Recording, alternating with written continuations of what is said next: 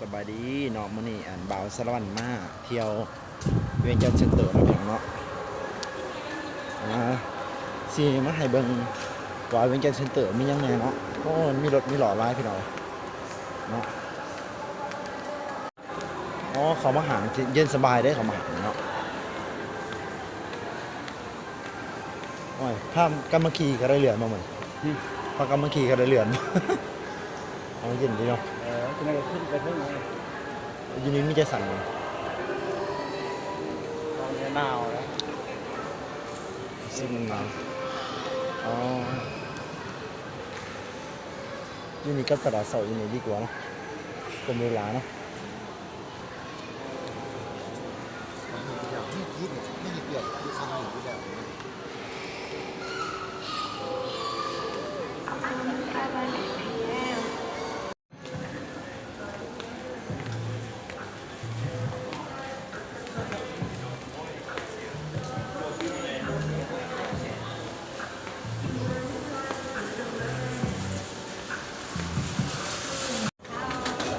lúc đấy cho lúc đấy ta đi ăn non gì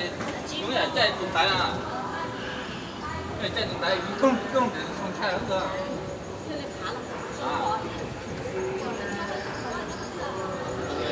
mà nhóc đó thì tôi lại chạy lửa rồi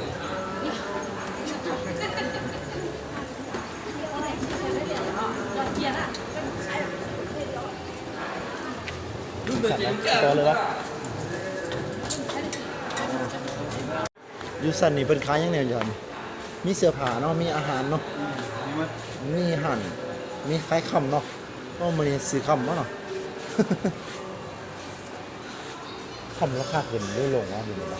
ขึ้นแต่ บุอยู่ จะไปถามในราคาแพงสุด แมนอยู่โอ้เป็นหางแพงสุดแล้ว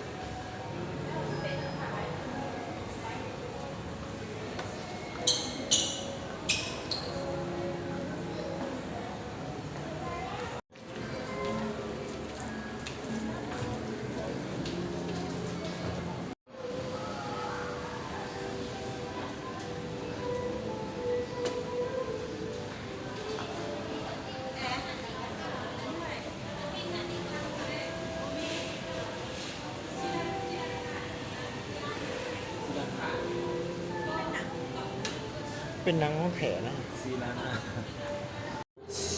799,000นะก็หมด800,000นะวะเสื้อสูตรไม่บอกแหละเท่าไหร่ราคา3 ล้าน3 ล้าน8 แสนอ๋อ29,000เบิดสุดจริงหมดเบิดสุด3 ล้านกว่าพี่น้องเอ้ยตัวนี้ดิบะมองเป็น1 ล้าน 5 แสน99 1 ล้าน 5 แสนโอ้โหสุดยอด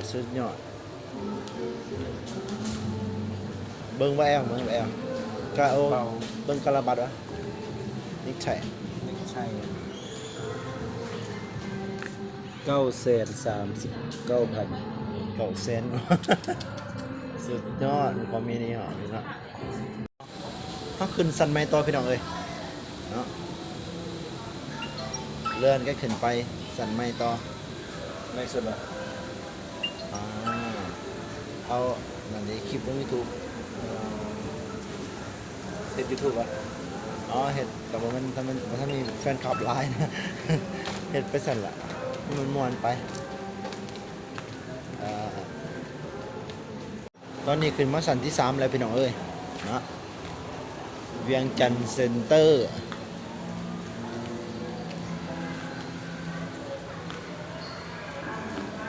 ที่3เนาะตัวนี้เป็นฟู้ดเซ็นเตอร์อาห